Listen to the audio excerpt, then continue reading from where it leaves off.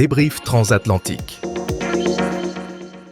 Toc toc toc, bonjour Bruno Guglielminetti, vous êtes là? Qui va là? Salut Jérôme Colombert. Salut, on se retrouve comme chaque semaine pour ce débrief diffusé de part et d'autre dans Monde Numérique et dans Mon Carnet, ton émission. Et pas mouillé, quand écoute, même. Ouais. Et pas mouillé en mouillé, plus. ouais. Et en plus, ce débrief, on le sait, apparemment, plaît à nos auditeurs respectifs, si on en croit les retours. Ouais, alors merci beaucoup à tes auditeurs, puis merci aux miens, parce que j'ai vraiment que des bons commentaires. À la limite, je dis, peut-être qu'on va tomber sur les nerfs parce qu'on prend du temps pour s'exprimer et partager des points de vue. Mais non, ça semble plaire, alors tant mieux. On se fait plaisir et alors, on fait continue. plaisir. Et cette semaine, Bruno, on a prévu de parler de 2-3 petites choses, et notamment d'un sujet qui t'a été soufflé par un de tes auditeurs, c'est ça? Ouais, écoute, c'est cette semaine, il y a eu plusieurs publications de nouveaux objets, de nouveaux outils dans le contexte de l'AI et de la production. Je pense à Vehicle AI qui permet de remplacer quelqu'un sur une vidéo. Je pense à Adobe qui a annoncé, mais vraiment là, une méta-bombe d'intelligence artificielle dans Premiere Pro qui je grossis l'affaire là, mais qui qui permet presque maintenant aux gens de ne pas connaître le logiciel, mais tout simplement d'ouvrir Premiere Pro et d'écrire ce qu'ils veulent faire. Ce qu'ils veulent faire. Enlever un bout, rajouter un bout, mais un bout qui est même pas là. Donc, c'est encore plus que créer des séquences. Il va générer du contenu? Oui, tout à fait. Ouais. C'est un peu Sora, Runway, Pika, Firefly Video et Journey mis bout à bout et mis dans Premiere Pro. C'est vraiment impressionnant. Puis, plus récemment, il y a Microsoft qui vient de présenter Vasa 1, qui est une intelligence artificielle. Ça se fait déjà, mais c'est juste que c'est vraiment bien fait, qui permet de prendre une photo, de rajouter un fichier audio, et à partir de ce moment-là, elle synchronise la photo qui devient de la vidéo avec les paroles qu'on envoie, mais incluant une très bonne synchronisation par rapport aux lèvres, mais aussi par rapport à l'émotion dans le visage. Et c'est ça qui est intéressant. Et suite à ces publications-là, Yann... Mais c'est vrai que ça ressemble, à ce que Google a lancé il n'y a pas longtemps, qui s'appelle Vlogger. Exactement, Waymo d'Alibaba qui existe déjà depuis un moment. Mais donc, ces publications-là ont fait dire à mes abonnés, et je trouve ça tellement bon, mais est-ce qu'on a besoin de tout ça? Sur le coup, je vais être honnête avec toi, là, j'ai dit, bon, quel rabat-joie. Puis après, ça m'est revenu en tête, j'ai dit, mais il a pas tort. Finalement. Il a pas tort. Ouais. En tout cas, c'est de lancer la réflexion. Alors, je te la pose. Jérôme, est-ce qu'on a besoin de tous ces outils-là? Ah là là là là là là. C'est vrai que la question est super intéressante et je pense que chacun dans son coin peut y réfléchir. Moi, je suis un peu convaincu que oui, on a besoin. Alors, besoin, c'est pas le mot, mais l'innovation technologique et notamment dans le numérique, elle s'est souvent construite par des choses futiles. C'est beaucoup par la porte d'entrée du divertissement. C'est beaucoup par, regarde, toutes les applications de correction, les filtres pour corriger son visage, etc. Alors, c'est pas la notion de besoin. Effectivement, il y a des enjeux plus graves dans le monde et on pourrait se dire que ces solutions-là ne résolvent aucun problème important. Mais ça fait néanmoins partie de la vie et surtout, ça fait avancer le bouchon, en fait. Ouais. Donc, moi, je pense que besoin, c'est peut-être pas le mot, mais ce n'est pas inutile, en fait, ces choses-là. Et puis je pense et toi, qu'est-ce que tu en penses? C'est probablement l'exemple d'Adobe et de Premiere Pro, moi, qui vient me chercher dans l'aspect de on n'en a pas de besoin, mais ça vient faciliter la vie. Parce que Premiere Pro, c'est un bijou comme logiciel, mais la courbe d'apprentissage, de temps en temps, elle est longue.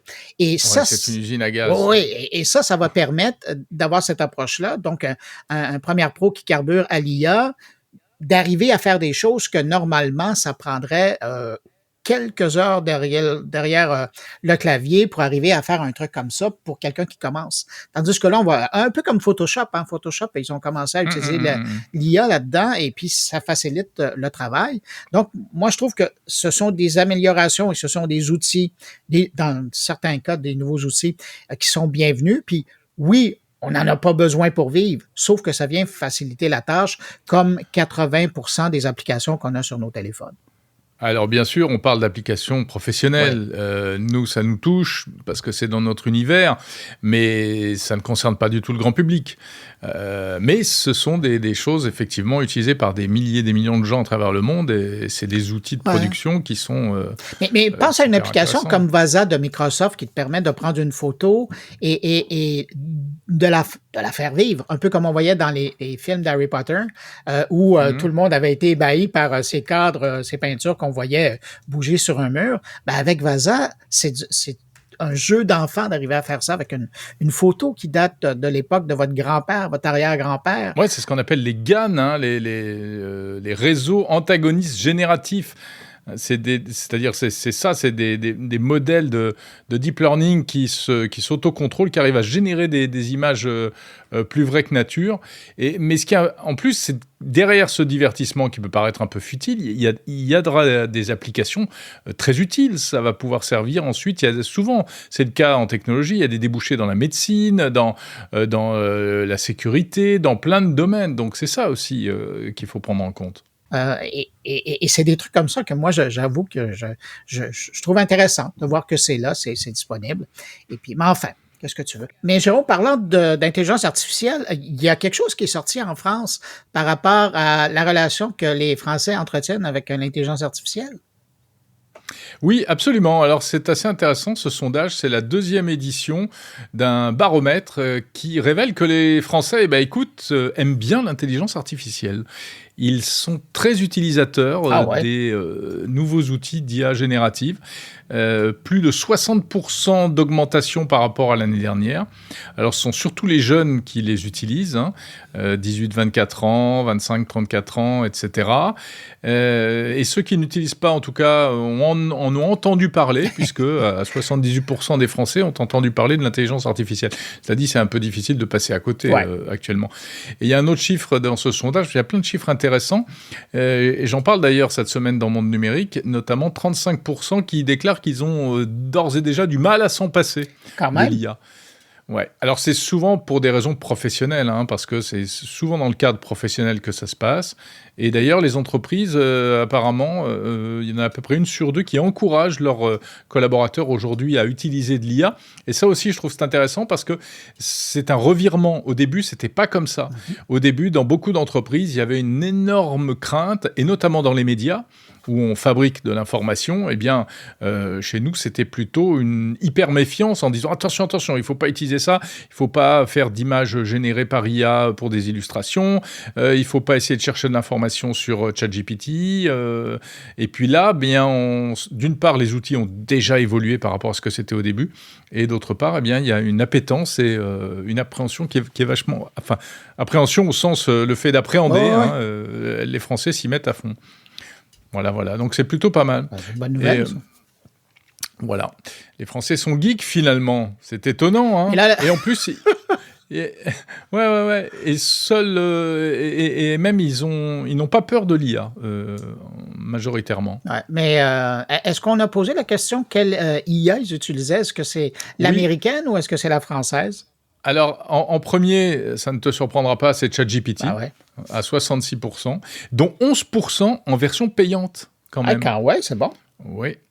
Ensuite, c'est Gemini de Google, Copilot de Microsoft, mais c'est donc ChatGPT qui est derrière. Voilà. Et tu parlais de Adobe, c'est Firefly d'Adobe. Firefly, cette palette d'outils pour générer des images, retravailler des images également, qui est disponible en ligne avec certaines fonctions qui sont gratuites et d'autres qui sont payantes. Ça fait des trucs assez fantastiques d'ailleurs. As-tu l'impression que l'échantillonnage, les entrevues ont été faites avant la sortie de Mistral et que Mistral aurait peut-être trouvé une place là-dedans?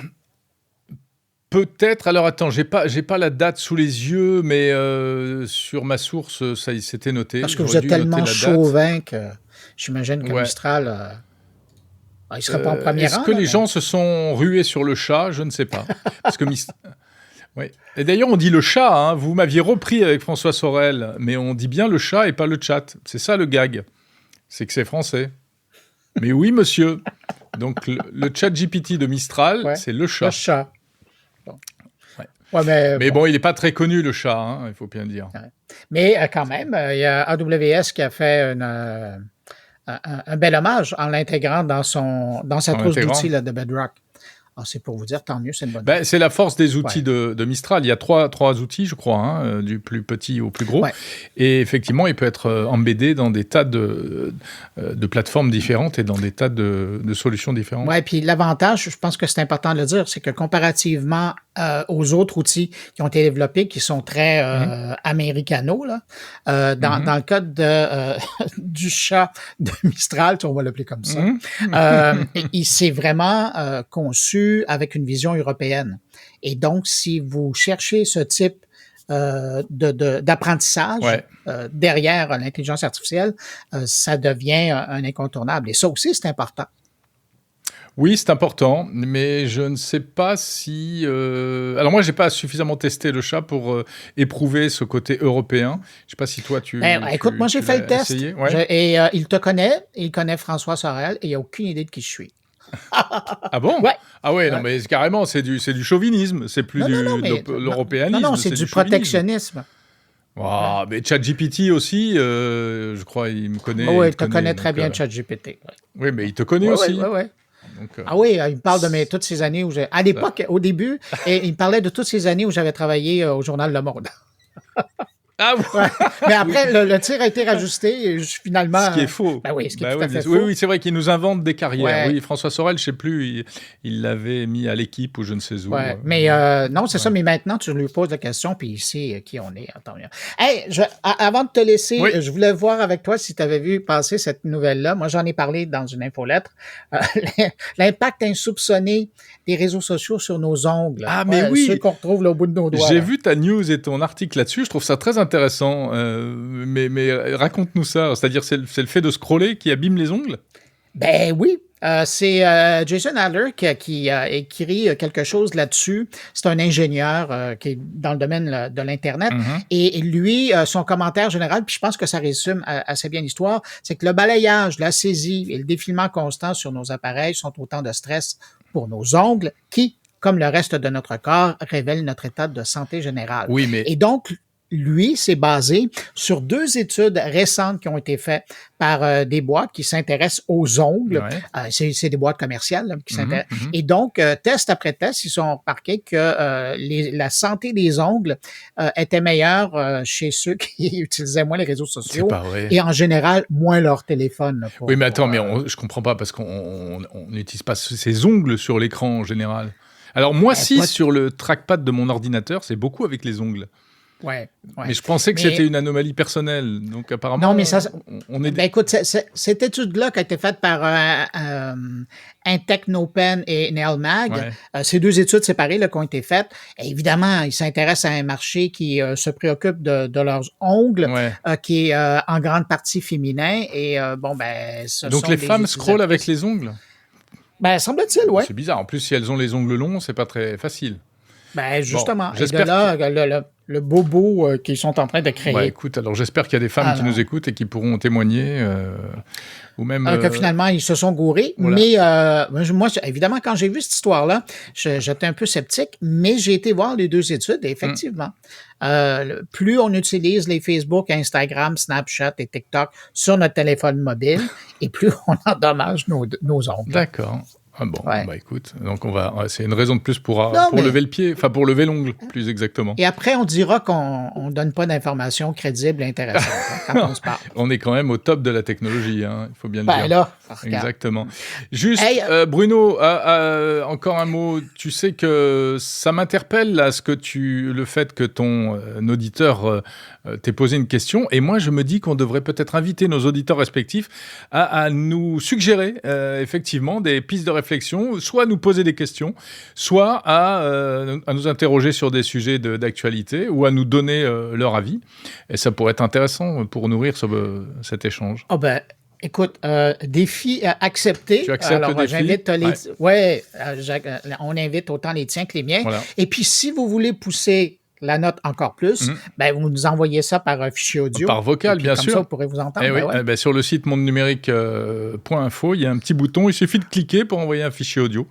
Mais tu fais exprès. Hein? Moi, c'est encore plus simple. Vous enregistrez à partir de votre téléphone et vous m'envoyez le fichier audio sur moncarnet.com et ça sera fait. Mais oui, ben, on vous invite et puis peut-être que vous pourrez entendre réponse à votre question ou à votre idée. Voilà. Jérôme, là, je vois le temps passer et je sais que tu es un homme occupé et tes auditeurs veulent entendre la suite de ton podcast. Tu parles de quoi cette semaine? Alors, cette semaine, je parle d'exosquelettes. J'ai rencontré une grande marque qui fabrique des exosquelettes. C'est une marque française? Non, c'est une marque allemande. Okay. C'est européen. Et c'est intéressant parce que ça permet de rappeler un peu ce que c'est qu'un exosquelette, comment ça marche, à quoi ça sert, quelles sont les potentialités. Et il y a de plus en plus d'intelligence dans les exosquelettes avec la récupération et le traitement des données pour faire toutes sortes de choses. Et je parle également du numérique au service de la culture, avec une innovation très sympa d'une start-up française qui permet de dialoguer virtuellement avec des personnages de l'histoire. Donc c'est un petit chatbot et tu peux poser tes questions et tu peux avoir une conversation avec Cléopâtre ou avec des peintres, avec des écrivains ou même avec Ada Lovelace par exemple, qui est, comme tu le sais, la mère des algorithmes. Hein, cette américaine, je crois, qui avait inventé les algorithmes. Mais est-ce que tu as eu une discussion avec son robot conversationnel à elle? Oui, tout à fait. J'ai chatté avec Cléopâtre. Et il parle en français, en plus. Elle parle en français, Cléopâtre, tout à fait. Je lui ai demandé comment elle allait, alors elle n'a pas voulu me répondre, parce que je pense que elle doit être un peu carbonisée, là. Mais, son Antoine va bien. Ouais, je lui ai demandé si elle avait vraiment eu un crush avec Jules César, elle m'a confirmé, elle m'a dit que oui. Hein. Ah ouais? Voilà, donc c'est une info intéressante quand même. En tout cas, elle confirme. Voilà, exactement. De quoi parles-tu? C'est rigoureux, quelle démarche. De quoi parles-tu cette semaine, Bruno, dans mon carnet? Cette semaine, c'est petite édition courte. Je cherchais mon temps, mais je voulais absolument offrir une édition à mes auditeurs. Mais ils vont être gâtés parce que c'est une entrevue que je présente avec un des patrons de IBM ici au Canada. Et il nous présente Watson X. Parce qu'on entend beaucoup parler des ChatGPT, des chats de Mistral, les Gemini et même Claude 3. Sauf que IBM, qui est quand même un pionnier dans le domaine, tout à fait. Eux, ils ont une solution. Avec mais Joe vraiment... Pardy. Exactement, Géopardy. Et puis, il y avait aussi Deep Blue avec Kasparov à l'époque, et en 97, ça. Et puis, moi, je voulais savoir qu'est-ce que c'est Watson X et à qui ça peut servir. Et c'est vraiment intéressant. Et, écoute, 13 milliards de données qui ont été utilisées pour nourrir cette boîte-là. Puis, ce qui est intéressant, c'est que eux ont pris l'option de développer un protocole ouvert.